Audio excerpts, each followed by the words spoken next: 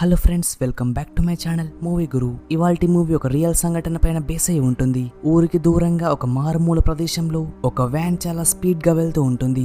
And ఆ van లో కొంతమంది ఖైదీలని ఒక జైలు నుండి ఇంకో జైలు కి ట్రాన్స్పోర్ట్ చేస్తూ ఉంటారు. ఇంకా అది అడవి ఏరియా. అలా ఆ వ్యాన్ ముందుకెళ్తూ ఉంటే అనుకోకుండా ఆఫ్టర్ ఫ్యూ మినిట్స్ ఆ వ్యాన్ టైర్ పంచర్ అవుతుంది. సో అన్ఎక్స్పెక్టెడ్ వేలో ఆ వ్యాన్ కు ఒక యాక్సిడెంట్ అవుతుంది. అందరూ అన్కాన్షియస్ లోకి వెళ్ళిపోతారు. కానీ ఆఫ్టర్ ఫ్యూ మినిట్స్ నిక్ అనే వ్యక్తి కాన్షియస్ లోకి వస్తాడు.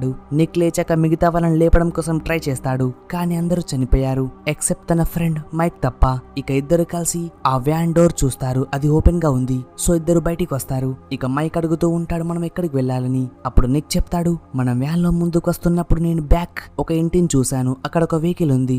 మనం ఆ ఇంటికి వెళ్లి ఆ వెహికల్ తీసుకొని వచ్చేయచ్చు. అలా వాళ్ళు మెల్లగా ఆ ఇంటికి వెళ్దాం అనుకుంటారు. ఇంకా వెళ్తూ ఉంటారు కూడా. ఎనీవేస్ ఆఫ్టర్ ఫ్యూ మినిట్స్ వాళ్ళ ఇంటికి చేరుకుంటారు. ఆ ఇంటికి ఒక ఫామ్ హౌస్ కూడా ఉంది. వాళ్ళు ముందుగా ఫామ్ హౌస్ కి వెళ్దాం అనుకుంటారు. ఎందుకంటే వాళ్ళిద్దరికి ఒక చైన్ లాక్ ఉంది. దాన్ని విడిపించుకోవడం కోసం అందులోకి వెళ్తారు.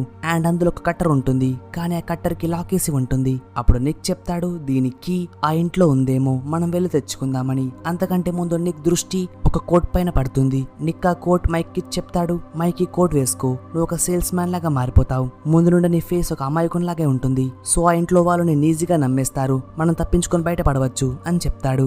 నిక్ మాటలు విన్నాక మైక్ ఆ కోట్ వేసుకుని సేల్స్ మ్యాన్ లాగా మారిపోతాడు. ఇక ఇంకో సైడ్ పోలీసులు కూడా ఆ ప్లేస్ కి చేరుకున్నారు ఎక్కడైతే ఆ వ్యాన్ కి యాక్సిడెంట్ అయిందో.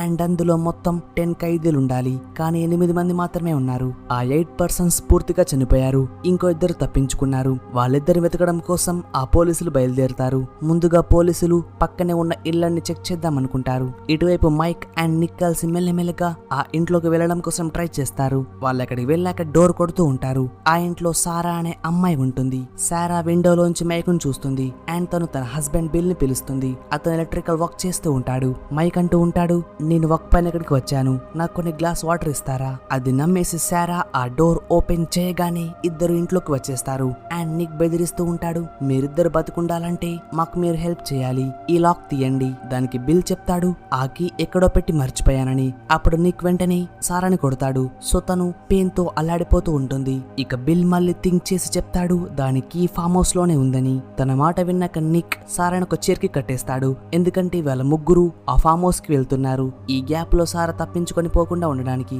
ఇక ఆ తర్వాత ముగ్గురు ఆ ఫామ్ హౌస్ కి వెళ్తారు. బిల్ ఆ కీ ఇస్తాడు.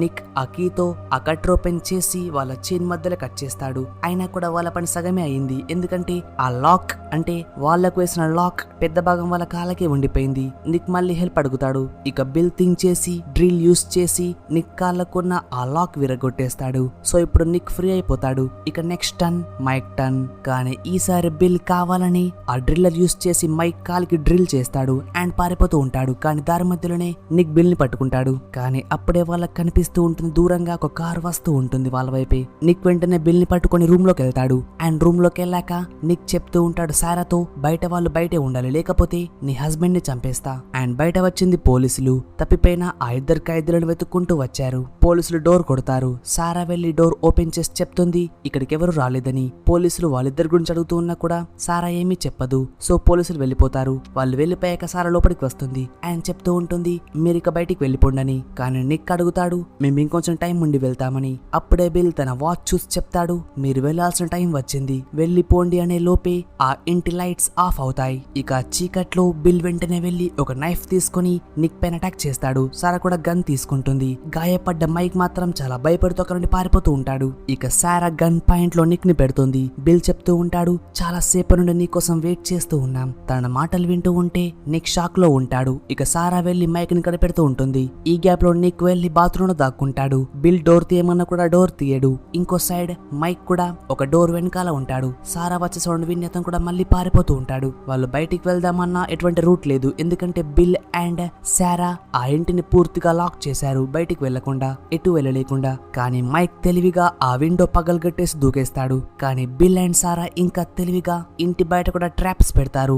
మైక్ డైరెక్ట్ గా వెళ్లి షార్ప్ ఎడ్జెస్ నే పడతాడు. చాలా ఘోరంగా దెబ్బతింటాడు. అయినా కూడా మైక్ మెల్లగా లేచి మెల్లమెల్లగా పాక్కుంటూ వెళ్లిపోతూ ఉంటాడు. ఇంకో సీన్ లో నిక్ ఆ బాత్రూమ్ లో చూశాడు. ఆ బాత్రూమ్ ఫ్లష్ వెనకాల ఒక అండర్ గ్రౌండ్ వే ఉంది. అంతేకాకుండా తనకి ఆ బాత్రూమ్ లో క్యాండిల్స్ అండ్ లైటర్ కూడా దొరికింది. ఇక నిక్ ఆ అండర్ గ్రౌండ్ రూట్ లో ముందుకు వెళ్తూ ఉంటే తనకు పంజరం అండ్ ఆ పంజరంలో ఒక అమ్మాయి కనిపిస్తుంది. ఆ అమ్మాయి అడుగుతుంది, నాకు హెల్ప్ చేయండి ప్లీజ్, వీళ్ళిద్దరు సైకో కిల్లర్స్, సో మీరు తప్పకుండా నాకు హెల్ప్ చేయాలి. కానీ నిక్ అంటాడు, నువ్వు ఒక వీక్ లేడీవి, నీకు హెల్ప్ చేయడం వల్ల నేనే ప్రాబ్లం లో పడతాను, సో ఐఎమ్ సో సారీ అని చెప్పి అక్కడ నుండి వెళ్ళిపోతూ ఉంటాడు. ఇంకో సీన్ లో మైక్ ఫామ్ హౌస్ లో దాక్కున్నాడు. అక్కడికి సారా వస్తుంది. తన గన్ పడేయగానే మైక్ కరెక్ట్ టైం చూసి సారా పైకి అటాక్ చేద్దాం అనుకుంటాడు. కానీ అంతలోపే సారా ఇంకో వెపన్ తీసి తన నెక్ పైన పెడుతుంది అండ్ నవ్వుకుంటూ అంటుంది, నేను నిన్ను మెల్లమెల్లగా హింసిస్తూ చంపుతా, నాకు తెలుసు నువ్వు వస్తావని, అందుకే గన్ పడేసా, ఇదంతా ఒక ట్రాప్ అని చెప్పి అతన్ని పట్టుకెళ్తూ ఉంటుంది. కానీ అప్పుడే ఆ ప్లేస్ కి నిక్ వస్తాడు. అతను చెప్తాడు, నేను బిల్ ని అన్కాన్షియస్ చేశాను, అంతేకాకుండా ఆ పంజరంలో ఉన్న అమ్మాయిని విడిపించాను, ఇప్పుడు బిల్ ఆ అమ్మాయి హ్యాండ్స్ లో ఉన్నాడు, 5 minutes లో మనం అక్కడికి వెళ్ళకపోతే ఆ అమ్మాయి బిల్ ని చంపేస్తుంది. తన మాటలు వినగానే ముందైతే సారా షాక్ లో ఉంటుంది. కానీ ఆ తర్వాత థింక్ చేసి అడుగుతూ ఉంటుంది ఆ అమ్మాయి పేరు ఏంటని. కానీ నిక్ సైలెంట్ గా ఉంటాడు. సారా మళ్ళీ చెప్తుంది, ఒక అన్నోన్ అమ్మాయి నీకు హెల్ప్ చేస్తుంది, కానీ తన పేరు నీకు తెలియదా, అంటే దీనికి అర్థం నువ్వు చెప్పేదంతా అబద్ధమని. అండ్ అప్పుడే వెనకాల బిల్ వస్తాడు, గన్ పట్టుకుని వచ్చేస్తాడు. సారా చెప్తుంది, ఆ అమ్మాయి పేరు క్యాట్, గుర్తు పెట్టుకో. అంతేకాకుండా సారా ఇద్దరికో టాస్క్ ఇస్తుంది, వాళ్ళిద్దరిలో ఒకరే బతుకుతారు అండ్ అతను బతకాలి అంటే ఇద్దరి మధ్యలో ఫైట్ పెడతాను, ఎవరు గెలుస్తారో వారే బతకాలి, మిగిలిన వారు చచ్చిపోతారు అని చెప్తుంది సారా. తన మాటలు విన్నాక ఇద్దరు ఒప్పుకొని ఫైట్ చేసుకుంటూ ఉంటారు. కానీ వాళ్ళు గమనిస్తారు ఫైట్ మధ్యలో బిల్ అండ్ సారా అక్కడ లేరు, వాళ్ళు సైలెంట్ గా వెళ్ళిపోయారు, సైలెంట్ గా మాయమైపోయారు. వాళ్ళ విధంగా వెళ్ళిపోవడం చూసి ఇద్దరు షాక్ లో ఉంటారు అండ్ టెన్షన్ పడుతూ ఉంటారు. ఎనీవేస్ వాళ్ళు మళ్ళీ ప్లాన్ వేస్తూ ఉంటారు మళ్ళీ పారిపోవడం కోసం. నిక్ ఆ అమ్మాయి క్యాట్ గురించి చెప్తూ ఈ ఇంట్లో వాళ్ళు సైకోస్ అని చెప్తాడు. వీళ్ళిద్దరు క్యాట్ ని యానిమల్ లాగా పెంచుకుంటున్నారు. తన మాటలు విన్నాక మైక్ ఆ అమ్మాయి క్యాట్ కి హెల్ప్ చేస్తా అంటాడు. కానీ నిక్ నేను నీకు ఇందులో హెల్ప్ చేయరంటాడు. మైక్ వెళ్ళిపోయాక నీకు ఒక ప్లేస్ లో కూర్చుంటాడు నైట్ అవ్వడం కోసం వెయిట్ చేస్తూ. నైట్ కాగానే మళ్ళీ సారా అండ్ బిల్ వచ్చేస్తారు. నిక్ అంటాడు, నన్ను మీరు కనిపెట్టేశారు, సో నన్ను చంపేయండి, ఈ గేమ్ ఇక్కడితోనే ఆపేయండి. కానీ సారా అంటుంది, నేను చంపాలి అంటే ఫస్ట్ చంపేయచ్చు, కానీ మాకు ఇష్టం లేదు, నువ్వు బాధపడుతూ అనుభవిస్తూ చావాలి, అదే మాకు ఇష్టం అని చెప్తుంది. ఆ తర్వాత వాళ్ళిద్దరు కలిసి నిక్ ని కట్టేస్తారు, చాలా కొడతారు. అంతేకాకుండా బిల్ అతని పైన ఆయిల్ పోస్తాడు. ఇంకా సారా అతని గొంతుకి ఒక వైర్ పెడుతుంది. అంతేకాకుండా తన హ్యాండ్స్ లో ఒక లైటర్ పెట్టుకొని చెప్తుంది, నీ కేవలం 3 minutes టైమే ఉంటుంది, 3 minutes లో తప్పించుకోవాలి, లేకపోతే కాలి బూడిదైపోతావు అని చెప్పి తన వెనకాల ఉన్న వైర్ కి ఫైర్ అంటించేస్తుంది. ఇక నిక్ అరుస్తూ పరిగెడుతూ ఉంటాడు. అతను అరుపులు వింటూ ఉంటే మైక్ భయపడుతూ ఉంటాడు. ఆఫ్టర్ ఫ్యూ మినిట్స్ తన కంట పడతాడు నిక్. అతను పరిగెట్టుకుంటూ వస్తూ ఉంటే మైక్ అనుకోకుండా అతని మెడపైన అటాక్ చేస్తాడు. సో అందువల్ల నిక్ చాలా గాయపడతాడు. అయినా కూడా నిక్ చెప్తూ ఉంటాడు, నా పైన ఆయిల్ పోశారు, మనమిద్దరం కాలిపోతాం, దూరంగా వెళ్ళిపో అంటాడు. కానీ మైక్ ఆ స్మెల్ చూసి చెప్తాడు, ఇది ఆయిల్ కాదు, ఇదంతా వాటర్, నిన్ను ఫూల్ చేశారంటాడు. ఇక మైక్ అడుగుతూ ఉంటాడు నిక్ ని ఆ అండర్ గ్రౌండ్ కి వెళ్లే రూట్ ఏంటి అని, ఎందుకంటే ఆ అమ్మాయిని కాపాడడం కోసం. ఇక నిక్ కూడా రూట్ చెప్తాడు. ఇద్దరు కలిసి మెల్లగా ఆ రూట్ లోకి ఎంటర్ అవుతారు. కానీ నిక్ అక్కడే పడిపోతాడు. అతను మళ్ళీ రివర్స్ వెళ్ళి ఒక ప్లేస్ లో కూర్చుంటాడు. మైక్ ఒంటరిగానే వెళ్తుంటాడు. అక్కడ తనకి ఒక పంజరంలో క్యాట్ కనిపిస్తుంది. తనే చెప్తుంది వెనకాల గోడపైన కీ ఉందని. మైక్ తనని కాపాడతాడు. ఇద్దరు బయటికి వచ్చాక నిక్ ని కలుస్తారు. క్యాట్ అంటూ ఉంటుంది, నిన్ను మళ్ళీ కలవడం నాకు ఆనందంగా ఉందని. ఇక మైక్ చెప్తాడు మనం నిక్ ని కాపాడాలని. కానీ క్యాట్ అంటుంది, అన్నిటికంటే ముందు మీరిద్దరు నాకు సారీ చెప్పండి, ఎందుకంటే 2 years బ్యాక్ మీరిద్దరు నన్ను ఘోరంగా రేప్ చేశారు, నన్ను ఫోర్స్ చేశారు, సో నాకు సారీ చెప్పండి అని చెప్పి డిమాండ్ చేస్తూ ఉంటుంది. తన మాటలు విన్నాక ఇద్దరు కొన్ని సెకండ్స్ పాటు షాక్ లో ఉంటారు. కానీ తను చెప్పేది కరెక్ట్. 2 years బ్యాక్ వీళ్ళిద్దరు క్యాట్ ని రేప్ చేశారు. అంతేకాకుండా క్యాట్ బిల్ అండ్ సారా కూతురే. సో కావాలనే బిల్ అండ్ సారా వీళ్ళు వెళ్లే వ్యాన్ ని యాక్సిడెంట్ చేపించారు వీళ్ళిద్దరిని పట్టుకోవడం కోసమే.